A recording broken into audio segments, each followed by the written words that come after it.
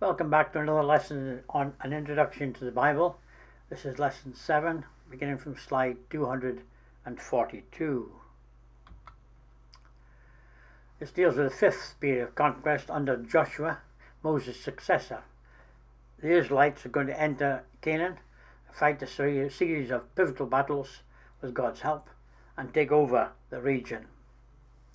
They divide the land ultimately amongst themselves according to their tribes, so that specific sections of Canaan will hereafter bear the name of an Israelite tribe.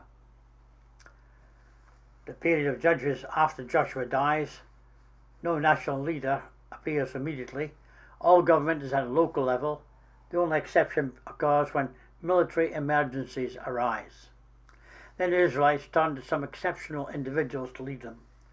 These individuals are known as judges because they often settle legal disputes in addition to providing military leadership. So the next two periods, the period of conquest of the promised land and the period of the judges where they settle after the death of Moses. God then enables Moses to enjoy a panoramic view of all the promised land towards which he had been marching for the past 40 years. With this transcending scene stamped in his heart, Moses ascended Mount Nebo, where he died. Though his heart was filled with sadness, Joshua immediately sent 2 spies into the land in preparation for conquering it.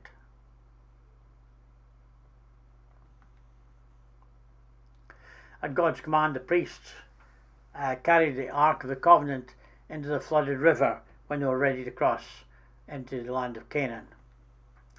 When the feet of the priests touched the water, God caused the water to divide, and all the Israelites crossed safely on dry ground. This was a new generation of Jews. Only Joshua and Caleb remained of the original generation which had escaped Egyptian slavery 40 years previously because of people's unbelief and hardness of their heart. The rest had fallen in the wilderness.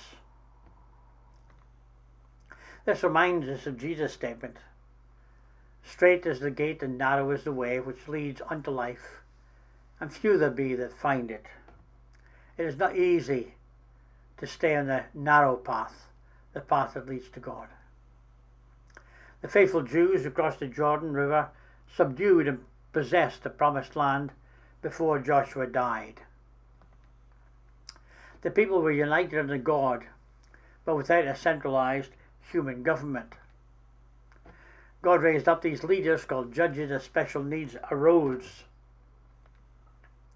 One of the most unusual judges of Israel was a woman named Deborah. She was also a prophetess. Because the Israelites began worshipping images in Canaan, God allowed their enemies, the Canaanites, to conquer them. When the Israelites repented of their idolatry, God delivered them from the Canaanites through the leadership of Deborah. The last judge of Israel was Samuel. Samuel was born in answer to his mother's prayer. Hannah promised God that if he would give her a son, she would dedicate him to the Lord's service all of his life. So the 7th period of United Kingdom, Israel ultimately wants a permanent leader, and Samuel, the last of the judges, appoints the nation's first king. For more than a century, over the lifespan of 3 rulers, Saul, David and Solomon, all of Israel answers to one crown. Jerusalem becomes the capital of this kingdom, and Solomon, the 3rd king, ultimately builds a great temple there. But following his death, internal rivalries break the nation apart, and 2 separate kingdoms emerge. One night when Samuel was still a boy, God spoke to him giving a message for Eli. The demonstration that Samuel was God's messenger, one who received a message direct from God to be delivered to men, was called a prophet. Samuel became the first of a long line of prophets who preached God's message to his people. So, as Samuel grows up, Israel wants to be like everybody else. They demand a king like the other nations round about. And Samuel is involved in anointing all of these kings. Samuel anoints Saul, Samuel anoints David, and Samuel ultimately anoints King Solomon. The kings really were the next rulers of Israel after the judges. Though the Israelites had been united for many years under God's leadership, they finally began to clamour for a king to lead them, so they could be like the other nations. The Lord was displeased with the request because it reflected a lack of faith in God's provision and amounted to the rejection of God himself. Since his people insisted on having an earthly king, God provided the very best man available. God instructed Samuel to anoint Saul, the son of Kish, as the first king of Israel. Saul was a man of great physique. He stood head and shoulders above everybody else. He was a man of outstanding courage, and yet when he started off, he was very humble and pious as he first became the king of Israel. King Saul started off well, but in the latter part of his reign, like so many other rulers before him, he began to drift further and further from God. God chose an obscure young shepherd boy, David, the son of Jesse, as the one who ultimately would succeed Saul on the throne of Israel. David was very courageous through his deep faith and trust in God. He demonstrated his faith when he guarded his sheep from the lions and other dangers found in the wilderness. God sent Samuel to Bethlehem to anoint David as second king of the Israelites, even when Saul was still on the throne. Though David was the youngest of 7 brothers, God chose him to be king rather than any of his older brothers. King David also reigned over God's people for 40 years. He wrote many psalms and is referred to in the Bible as a man after God's own heart. God promised David that through his descendants, Jesus the Messiah was ultimately to come to earth. After David's death, his young son Solomon became the 3rd king of Israel. God invited the young king to ask for any blessing he desired. With a deep feeling of inadequacy to rule wisely over God's people, young Solomon prayed, "Give therefore your servant an understanding heart to judge your people." God entrusted Solomon with the building of his temple in Jerusalem to replace the tabernacle built by Moses, which had been in use for nearly 500 years. The temple was a fabulous structure. In the 8th period of the divided kingdom, in this period 10 tribes band together to form a kingdom in the northern portion of Canaan. 2 others pulled together in the south. Sometimes these divided kingdoms stand side by side against invaders. At other times they turn on one another in pitched battle. One of the 2, the northern kingdom, is shorter lived, for it was carried off to captivity in 722 BC by the Assyrian Empire. Look at this chart. We see an overview of the situation. We see the united kingdom with Saul, David and Solomon. Then we see the northern kingdom, Israel, the 10 tribes carried off in the north, ultimately in 722 carried off into captivity by Assyria.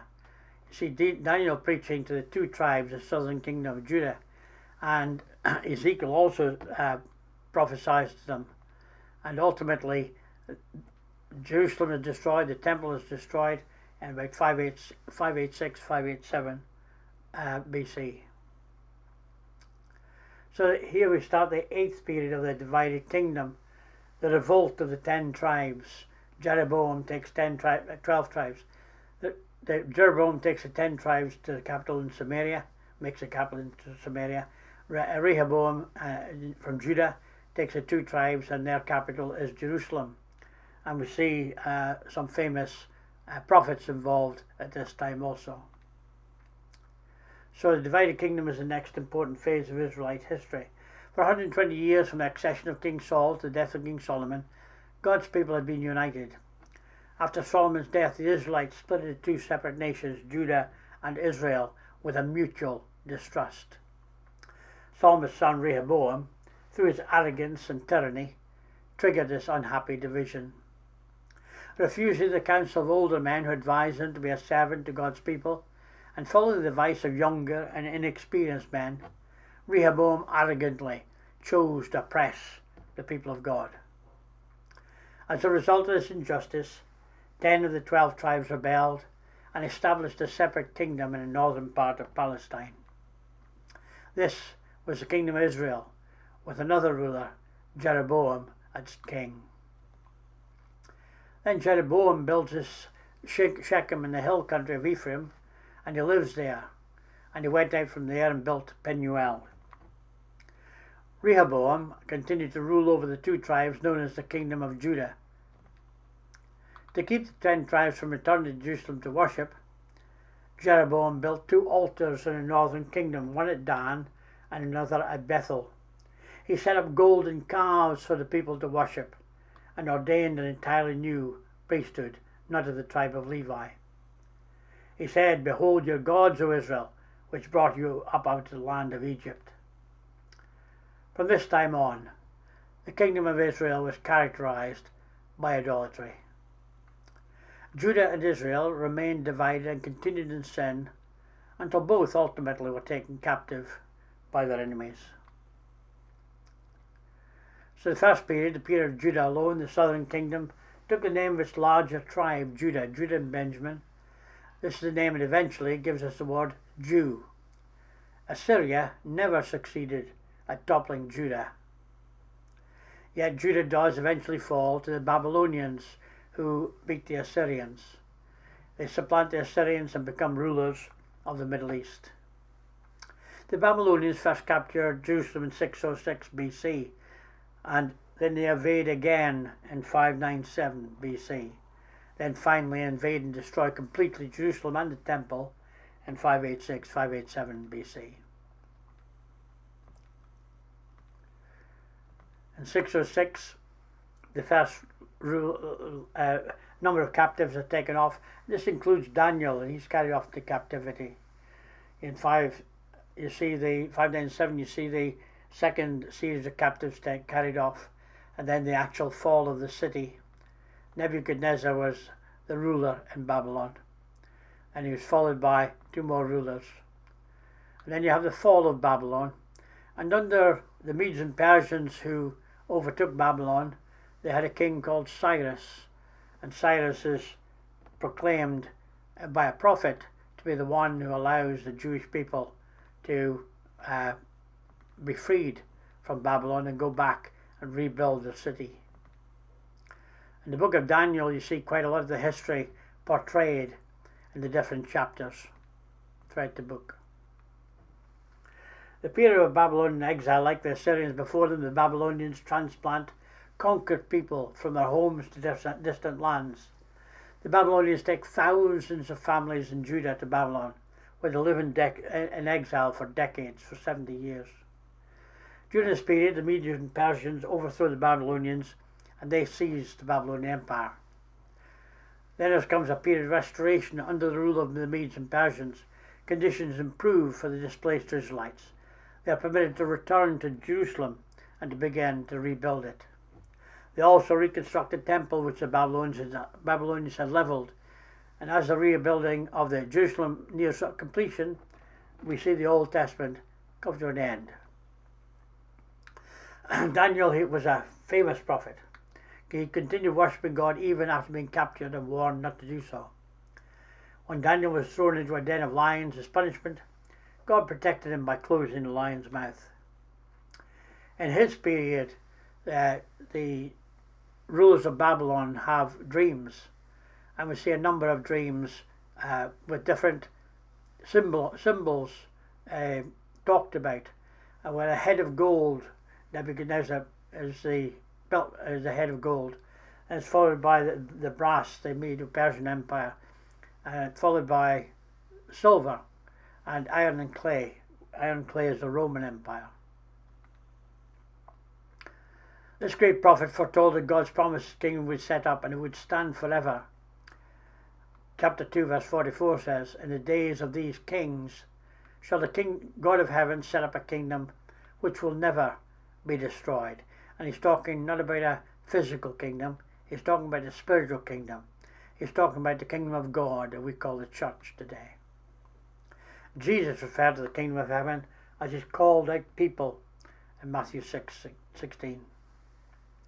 So this period of restoration takes place. We see Ezra involved, Nehemiah involved, Zerubbabel, and there's 400 years of silence where there's no prophet speaks. So the period between the Testaments, this era, some 400 years long, is addressed only indirectly in the Bible. The book of Daniel foretells some of the events that play out in this period, including the rise of both Greece and Rome. Towards the end of this period, Israel falls under Roman rule, as does most of the Middle East. Some people in earlier days, and maybe some even today, still say that Daniel must have written after Jesus was born, because Daniel was so accurate in describing the different nations that came along after his death. The period of life of Jesus, the New Testament opens up by giving us 4 parallel accounts of Jesus' life. In these accounts we have the most exhaustive statement of what Jesus taught. We also learn how he trained his apostles and prepared them to spread his teachings far and wide.